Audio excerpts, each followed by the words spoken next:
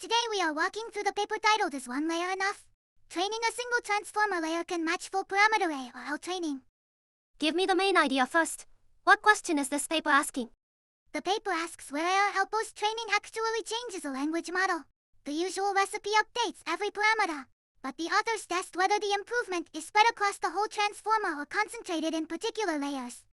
So the earlier assumption was that full training is needed because every layer matters. Exactly. Existing A or L post-training normally treats the transformer stack uniformly. This paper challenges that by training one transformer layer at a time while freezing all the others, then comparing that single layer result to full parameter A or L.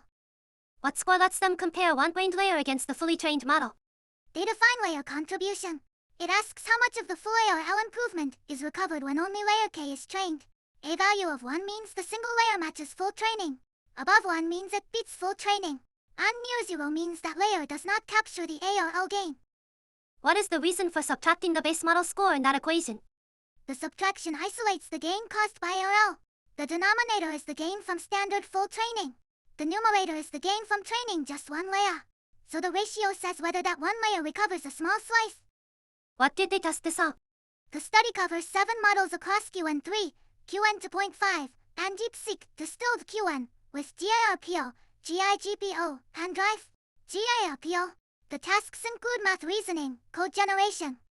What does ARL mean in this setup? Is it ordinary reinforcement learning with a human judge? The setup is reinforcement learning with verifiable rewards. The model answers a prompt, and the reward function checks whether the answer is objectively correct.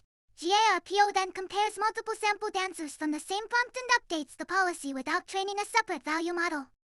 Why does that matter for the layer question? It matters because the paper is not just probing static representations.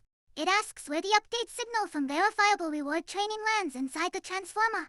If one layer can absorb that signal, full parameter updates may be doing more work than necessary. Before the results, what should I expect to see if every layer mattered equally? You would expect a fairly flat curve. Training any layer alone would recover a similar fraction of the full A or L gain. Instead, the curves from a hill middle layers usually rise high, while layers near the input and output ends contribute much less. The comparison is designed to avoid an easy objection. The authors tune the full parameter baseline, run single layer training independently, and check whether changing learning rates would reshuffle the layer rankings. Their ablation says the ranking is stable. So when a layer looks weak, they are not simply showing a badly tuned run. That is the point. A low contribution layer might still change during full training, but when trained alone it does not recover much of the A or L gain. The paper later shows that weight change magnitude is fairly uniform under full training. So contribution is not explained by which layers move the most. Now look at the first result summary. The left panel plots layer contribution against relative depth across all 7 models. The green region marks single layer training that matches or surpasses full A or L. The highest points are mostly in the middle of the x-axis. Yes, across model families, algorithms, and task domains, the high contribution layers cluster around 40 to 60% of network depth. Several points go above 1, which means one trained layer can beat the full parameter A or L baseline on the measured gain. The right panel has bars too. What comparison is happening there? The right panel compares the base model, full A or L, the best single layer model, and a guided strategy that uses high contribution layers. On QN3 math benchmarks, the guided strategy is above full A or L at all 3 scales, with additional gains labeled as 43%, 27%, and 32% relative to the total A or L gain. Here is the detailed QN3 scan. Each subplot is a different model scale, and each point is a layer trained in isolation. The dashed line is full parameter training, so points above it are single layers that match or exceed the full A or L gain. Why do the blue and black curves matter here? Blue is the in-domain math contribution, and black averages broader capabilities.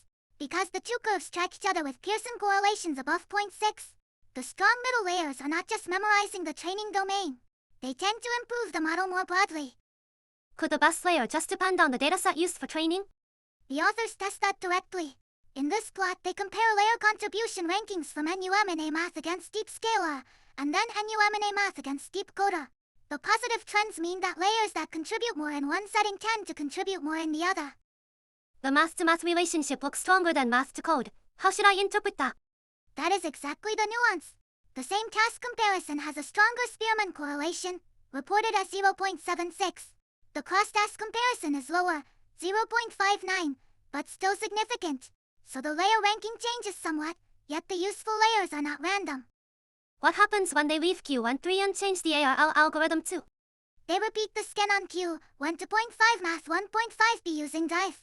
GIRPO. The same broad shape remains.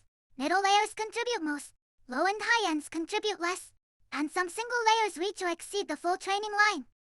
Does the same middle layer pattern appear outside math and code? The agent ICT-ask experiment checks that. On ALF World, the task is multi-step decision-making in an interactive environment. For both Q1 to 0.5 instruction models, the contribution curve still peaks in the middle, and the highlighted middle layer reaches the full ARL line.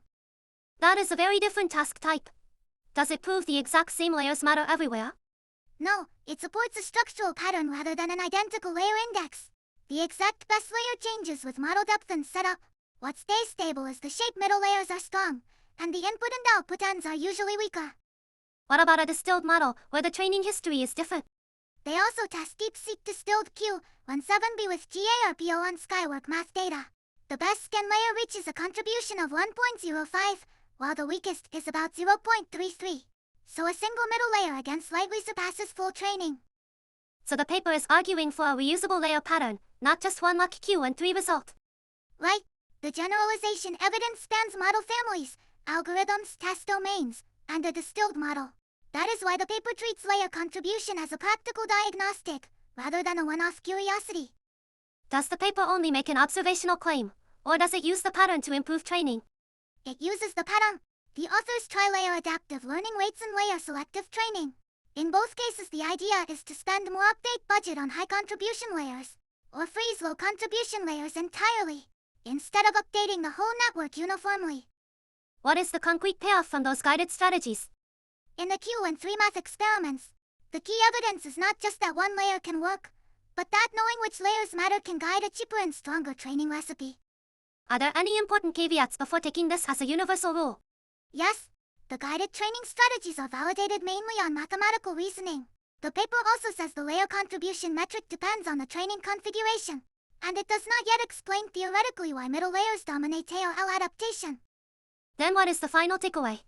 The takeaway is that ARL post-training is not evenly distributed across a transformer.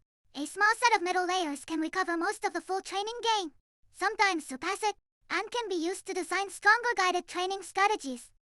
So the paper turns a surprising diagnostic into a training hint. Find the layers that carry the ARL signal, and stop treating every layer as equally important. Exactly.